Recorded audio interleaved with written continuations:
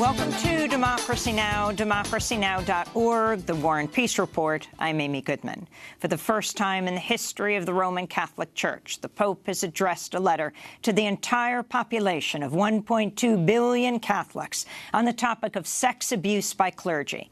In the scathing 2,000-word letter, Pope Francis wrote, "We showed no care for the little ones. We abandoned them," unquote. Last week in Pennsylvania, a grand jury report revealed how more than 300 Catholic priests sexually abused 1,000 children, possibly thousands more in Pennsylvania over more than 7 decades, and that the church leadership covered up the abuse. More than 1,000 Catholic theologians, educators, and parishioners have called on all U.S. Catholic bishops to resign. We'll have more on Pope Francis's letter and the Catholic Church abuse scandal after headlines. President Trump's heading to Charleston, West Virginia today to hold a campaign rally and announce a massive rollback of Obama-era environmental regulations for coal-fired power plants. The deregulation will dramatically weaken President Obama's signature Clean Power Plan, which aimed to cut carbon dioxide emissions in order to address climate change. Under President Trump's planned deregulation, individual states will now be allowed to decide whether to curb emissions. The Washington Post reports the deregulation will mean at least 12 times more carbon dioxide will be released into the atmosphere over the next decade. The deregulation will also roll back rules aimed at reducing air pollution from the coal-fired plants. Andrew Wheeler, the current acting administrator of the Environmental Protection Agency, is a former coal industry lobbyist. President Trump met with federal immigration agents at the White House Tuesday, where he introduced a Hispanic Border Patrol agent by saying he speaks perfect English. Adrian, come here. I want to ask you a question. So, how did you come here? You're not nervous, right? Speaks perfect English. In Afghanistan, police say the Taliban have fired rockets at the presidential palace while Afghan President Ashraf Ghani was delivering his holiday message for the Muslim celebrations of Eid al-Adha today. One rocket landed near the presidential palace, while a second hit near the U.S. Embassy and NATO compound. No fatalities have been reported. The Afghan military responded with a heavy bombing campaign. The attacks come after the Afghan president offered a 3-month conditional ceasefire to the Taliban, slated to take effect today. In more news from Afghanistan, up to 2 million people are at risk of running out of food within the next 6 months as a historic drought spreads across the majority of the country. At least 80,000 Afghans have been forced to leave their villages in search of water so far. In more climate change news, the death toll from the historic flooding in India's southern state of Kerala has risen to 400 people. It's the worst flooding in a century and has displaced up to 1 million people. This is Chandra Bose, whose home was swept away by the waters. There's not even a shred of evidence that our house once stood here. We are unable to do anything. Even the clothes that we are wearing right now were given to us by other people. I've left my daughter in an orphanage for now. We have no means to live. We're in a situation where we just cannot do anything. We don't know what to do next or what is going to happen to us next.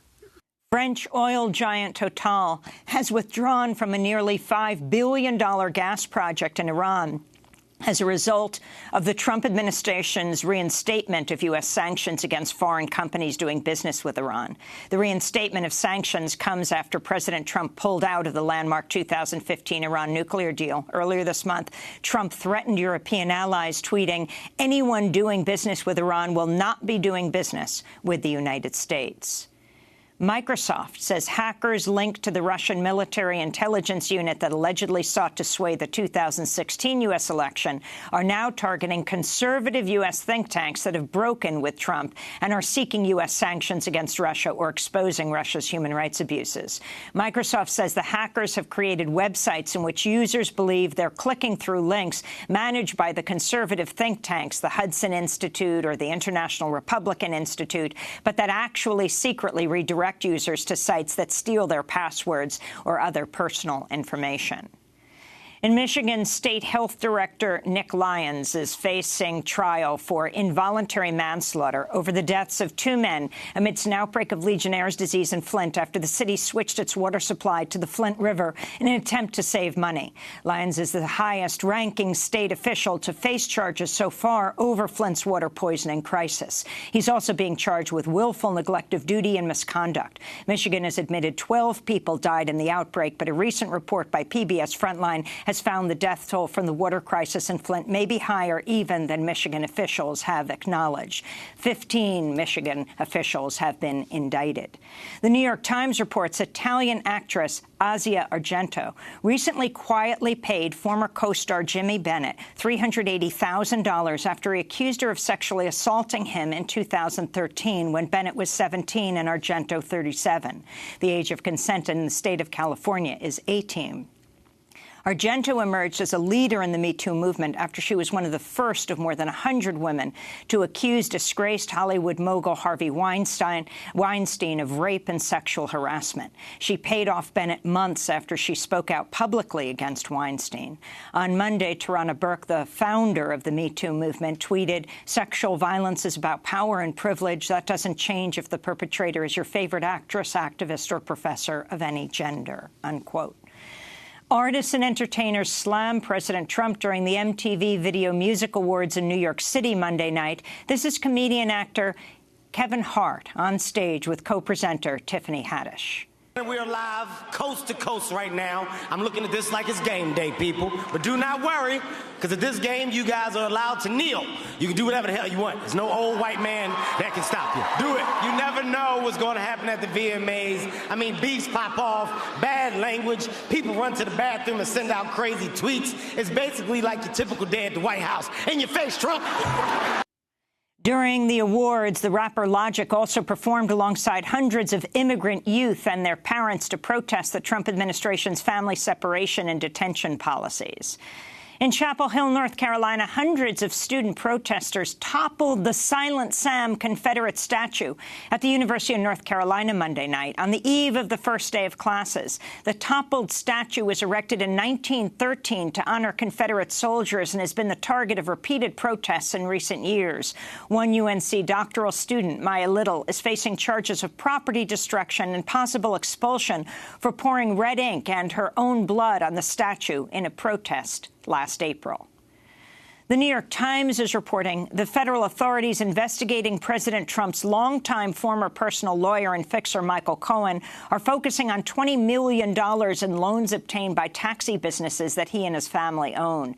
The Times also reports the investigators are looking into whether Cohen violated campaign finance laws by helping to arrange hush money payments to silence women who said they had affairs with President Trump. The prosecutors are reportedly considering filing charges by the end of this month.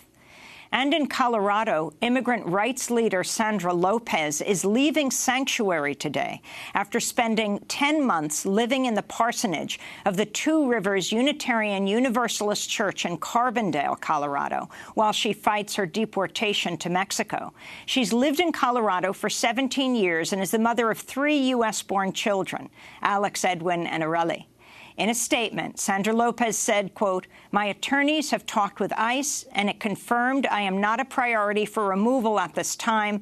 We continue to seek a positive resolution to my case through the court system and are awaiting a decision from the Board of Immigration Appeals," unquote. This is Sandra Lopez speaking with Democracy Now! From inside the parsonage of the Two Rivers Unitarian Universalist Church in Carbondale, Colorado, in January. I wasn't willing to be arrested because they're uprooting me from my home, from my children, from my life, from my future. How am I going to want to go into such a situation as if nothing were happening? No, I made the valiant decision to go into sanctuary, to opt for sanctuary. It's not an easy decision, and I'm here avoiding deportation so that I can be with my children. To see our full interview with Sandra Lopez, go to democracynow.org. And prisoners across the country are set to launch a nationwide strike today to demand improved living conditions, greater access to resources, and the end of what they call modern-day slavery. Prisoners in at least 17 states are expected to participate in the coordinated sit-ins, hunger strikes, work stoppages, and commissary boycotts from today until September 9th, the 47th anniversary of the Attica prison uprising. We'll have more on the nationwide prison strike later in the broadcast. And those are some of the headlines. This is Democracy Now!, democracynow.org, The War and Peace Report. I'm Amy Goodman.